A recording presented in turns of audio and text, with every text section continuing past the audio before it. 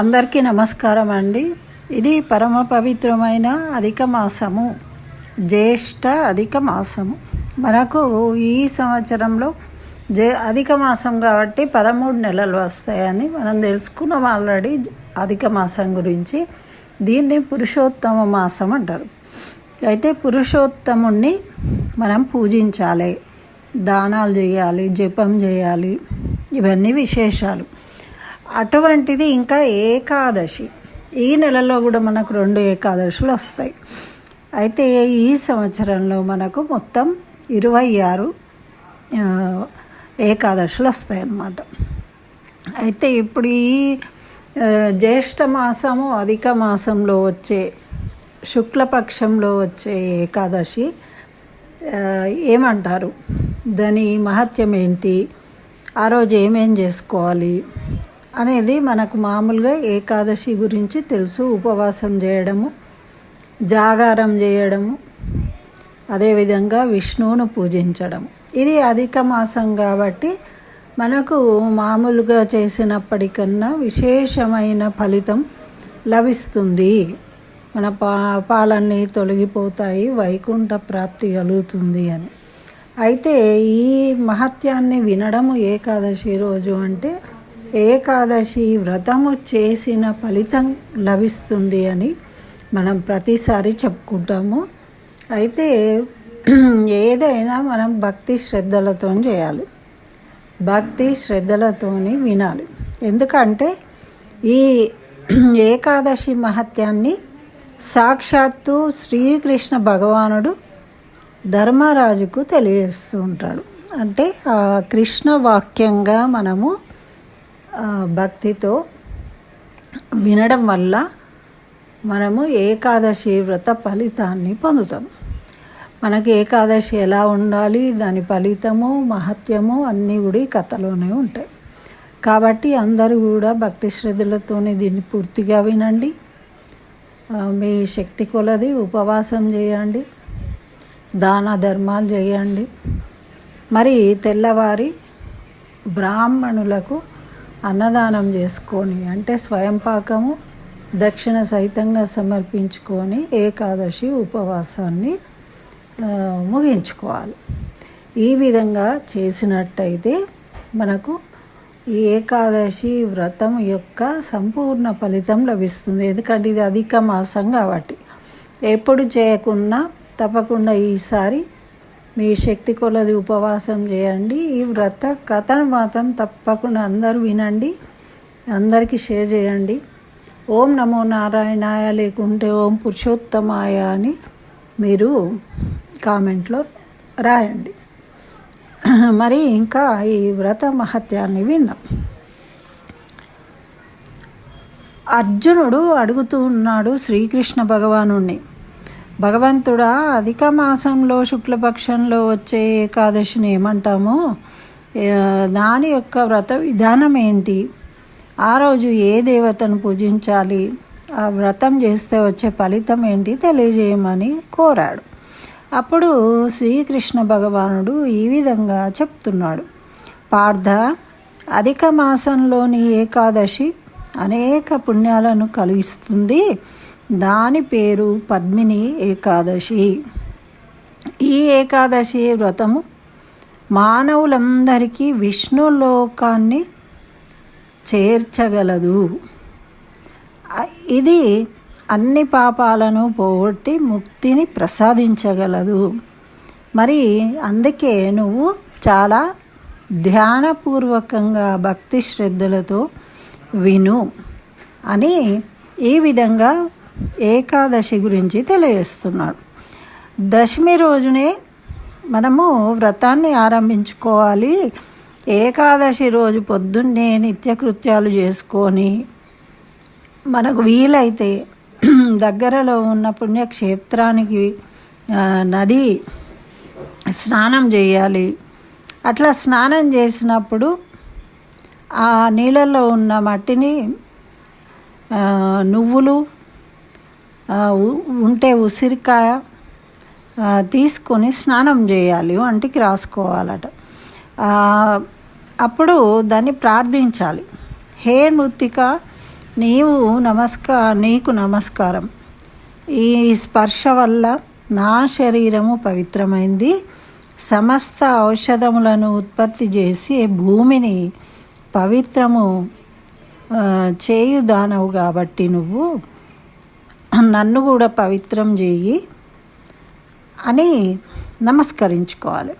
మరి మనం నదీ స్నానము చేయలేని వాళ్ళు మనం ఇంట్లో స్నానం చేసినప్పుడు చక్కగా గంగే గంగే గంగే అని 3 సార్లు స్మరించుకొని నీళ్ళని తాకి మరి మన తులసి చెట్టులో ఉన్న కాస్త మట్టిని వంటికి రాసుకొని స్నానం చేయడం వల్ల మనకున్న దోషాలు తొలగిపోతాయి, పవిత్రులం అవుతాము అని మనకు పురాణం తెలియజేస్తుంది అన్నమాట. అలా స్నానానంతరము మనము మంత్రము జపిస్తూ స్మరిస్తూ ఆ శ్రీమన్నారాయణుణ్ణి స్నానం ఆచరించాలి. ఆ స్నానం చేసిన తర్వాత ఉపనయనమైన వాళ్ళు తప్పకుండా సంధ్యావందనం చేసుకోవాల్సి ఉంటుంది. ఆ విధంగా ఆచరించుకున్న తర్వాత గుడికి వెళ్ళి గుడిలో భగవంతుణ్ణి ధూప దీప నైవేద్యాలు సమర్పించి పూజించాలి. లేదు మన ఇంట్లో అయినా మనము ఆచరించవచ్చు. అక్కడ భక్తజనులతో కలిసి భగవానుణ్ణి కీర్తించాలి, పురాణ కాలక్షేపాన్ని వినాలి. మరి ఏకాదశి నాడు ఉపవాసం ఉండడానికి ప్రయత్నించాలి.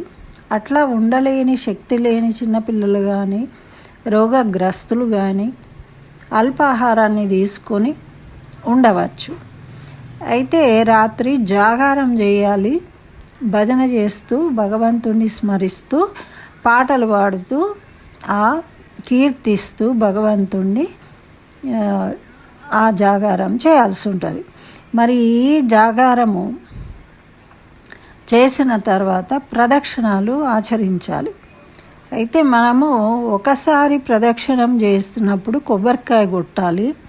రెండవసారి చేసినప్పుడు బిల్వ ఫలాన్ని సమర్పించాలి. మూడవసారి చేసినప్పుడు సీతాఫలాన్ని సమర్పించాలి. 4వ దానికి నారింజ వక్కలు అర్పణ చేస్తూ నమస్కరించుకోవాలి. దీనివల్ల మనకు ఒక ప్రదక్షిణానికి అగ్నితో హోమం చేసినట్టు, 2వ దానికి వాజపేయ హోమం చేసినట్టు, 3వ దానికి అశ్వమేధం చేసినట్టు, 4వ దానికి రాజసూయ యజ్ఞం చేసినట్టు ఫలం లభిస్తుంది. ఈ వ్రతం వల్ల మానవులకు సమస్త తీర్థములలో స్నానమాచరించిన ఫలితం కలుగుతుంది. సమస్త దోషాలు పాపాలు తొలగిపోతాయి. అట్లా సూర్యోదయం వరకు జాగారం చేసి తెల్లవారి మళ్ళీ స్నానం చేసి ఇతోధికంగా బ్రాహ్మణులకు భోజనం పెట్టగలిగితే పెట్టవచ్చు, లేకున్నచో మనము వారికి స్వయం పాకము, వస్త్రములు, జంధ్యము దక్షిణ సహితంగా దానం చేసి తర్వాత మనము ఈ ఏకాదశి పారణ చేసుకోవాలి. దీనివల్ల మానవులు విధిపూర్వకంగా విష్ణువును పూజించడం వల్ల మానవుని జన్మ ధన్యమవుతుంది. ఈ వ్రతం చేసిన వారికి ఈ లోకంలో అనేక సుఖాలు లభించడమేగాక ఆ శ్రీమన్నారాయణుని చేరుకుంటారు. అయితే ఇది వ్రత కథ విధానము నీకు తెలియజేసిన అర్జున. ఇప్పుడు ఈ వ్రతము వల్ల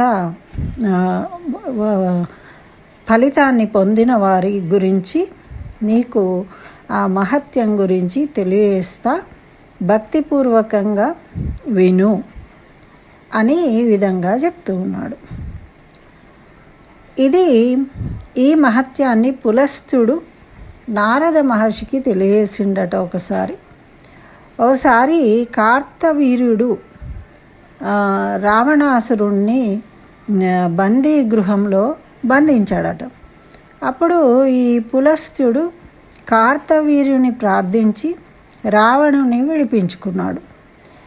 ఈ సంఘటన విన్న నారదుడు పులస్తునితో, ఏ మహారాజా, మాయావి అయిన దేవతలందరినీ జయించిన రావణుణ్ణి కార్తవీర్యుడు ఎట్లా జయించాడు? నాకు అర్థం కావట్లేదు. రావణాసురుడు అంతటి వాణ్ణి కార్తవీర్యుడు ఏ విధంగా బంధించగలిగాడో వివరించమని కోరాడట. అప్పుడు పులస్తుడు ఈ విధంగా చెప్పనారంభించాడు. నారద, కృతవీరుడను రాజు రాజ్యం చేస్తూ ఉన్నాడు. కృతవీరునికి 9 భార్యలున్నారు. వారికి రాజ్యపాలన చేయగలిగే కొడుకు మాత్రం జన్మించలేదట. అప్పుడు రాజు పండితులను పిలిపించి పుత్రప్రాప్తి కోసము యజ్ఞం చేశాడు. అయినప్పటికీ ఫలితం కలగలేదు. దానితో ఈ కృతవీర్య మహారాజు నిరాశ చెంది తపస్సు ద్వారా పుత్రుని పొందాలి అని తపస్సు చేయడం కోసం అరణ్యానికి వెళ్ళాడట. ఆయన భార్య కూడా వస్త్రాలంకారాలను ఆభరణాలను అన్నీ విడిచి భర్త వెంట గంధమాదన పర్వతానికి వెళ్ళింది. అక్కడ వీరు 10,000 సంవత్సరములు తపస్సు చేశారు. కానీ వాళ్లకు సిద్ధి కలగలేదు. అప్పుడు రాజు యొక్క శరీరంలో కేవలము ఎముకలు మాత్రమే మిగిలినాయట. అది చూసి రాజుగారి భార్య అయిన ప్రమద అనసూయాదేవి దగ్గరికి వెళ్ళిందట. నా భర్త 1000 సంవత్సరాల నుండి తపస్సు చేస్తూ ఉన్నాడు, కానీ ఫలం కలగలేదు. దీనికి కారణం ఏంటి అని తెలుసుకున్నదట. అప్పుడు అనసూయ ఈ విధంగా చెప్పింది. అధిక మాసముపై 6 నెలల తర్వాత వస్తుంది. దానిలో 2 ఏకాదశులు వస్తాయి. దానిలో శుక్లపక్షంలోని ఏకాదశిని పద్మిని ఏకాదశి అంటారు. కృష్ణపక్షంలోని ఏకాదశిని పరమ ఏకాదశి అంటారు. ఈ రెండింటి యొక్క వ్రతము జాగారము చేస్తే భగవంతుడు మీకు తప్పక పుత్ర సంతానాన్ని కలిగిస్తాడు అని ఆమె తెలిపిందట ప్రమదకు. ఆ తర్వాత అనసూయ వ్రత విధానాన్ని కూడా తెలియజేసింది. అప్పుడు రాణి అనసూయాదేవి చెప్పినట్టు ఏకాదశి వ్రతము చేసి జాగారం చేసింది. అప్పుడు విష్ణుమూర్తి ప్రసన్నుడై వరం కోరుకోమని అడిగాడట. అప్పుడు రాణి సంతోషించి ఆ విష్ణుమూర్తికి నమస్కరించి ఈ వరమును నా భర్తకు ప్రసాదించమని కోరిందట. అప్పుడు విష్ణుమూర్తి ప్రమదతో ఈ విధంగా పలికాడు. హే ప్రమద, ఈ అధిక మాసంలో ఏకాదశి నాకు చాలా ఇష్టమైనది. దానిని నీవు ఆచరించావు కాబట్టి నీవు కోరినట్టే నేను చేస్తాను అని రాజు వద్దకు వెళ్ళి, హే రాజేంద్ర, నీవు కోరిన వరము ఇస్తాను, కోరుకోమన్నాడట. భగవానుని మాట వినగానే ఆ రాజు చాలా సంతోషించి నమస్కరించి, నాకు అందరికన్నా శ్రేష్ఠుడు, దేవ దానవ మనుషులను జయించగలిగే పుత్రుని ప్రసాదించమని కోరుకున్నాడట. విష్ణుమూర్తి తదాస్తు అని అంతర్ధానమయ్యాడట. దాని తర్వాత వారు తమ రాజ్యానికి తిరిగి వెళ్ళారు. అక్కడ వారికి ఒక పుత్రుడు జన్మించిండు. అట్లా జన్మించిన వాడే కార్తవీర్యుడు. అతడు భగవద్ అనుగ్రహం వలన జన్మించాడు కాబట్టి ఆ విధంగా అందరినీ జయించగలిగాడు. అందువల్లనే రావణుణ్ణి కూడా జయించాడు. ఇదంతయు పద్మిని ఏకాదశి వ్రత ప్రభావము అని పులస్తుడు ఈ నారదమునికి వివరించాడు అని శ్రీకృష్ణ భగవానుడు పాండునందనుడైన అర్జునుడికి తెలియసి, పాండునంద, నేను నీకు అధిక మాసంలోని శుక్ల పక్ష ఏకాదశి గురించి తెలియజేశాను. ఈ వ్రతము చేసిన మానవులు విష్ణులోకాన్ని తప్పకుండా చేరుకుంటారు అని తెలియజేసింది అన్నమాట. ఇది వ్రత మహత్యం. దీన్ని అందరూ విని ఆ విష్ణు పాదాల దగ్గర చక్కగా అక్షంతలు వేసి నమస్కరించుకొని పెద్దల పాదాలకు నమస్కరించి ఆశీర్వాదం తీసుకోవాలి. దీనివల్ల మనకు ఈ అధిక మాసంలో వచ్చిన పద్మిని ఏకాదశి వ్రత ఫలితాన్ని పొందుతాము అని మనకు పురాణాలు తెలియజేస్తున్నాయి. కాబట్టి అందరూ వినండి, చక్కగా మీ బంధుమిత్రులకు షేర్ చేయండి. అదేవిధంగా ఓం పురుషోత్తమాయ నమః, ఓం లక్ష్మీ నారాయణాయ నమః అనే నామాన్ని కామెంట్లో రాయండి. స్వస్తి. సర్వం శ్రీకృష్ణ చరణారవిందార్పణమస్తు.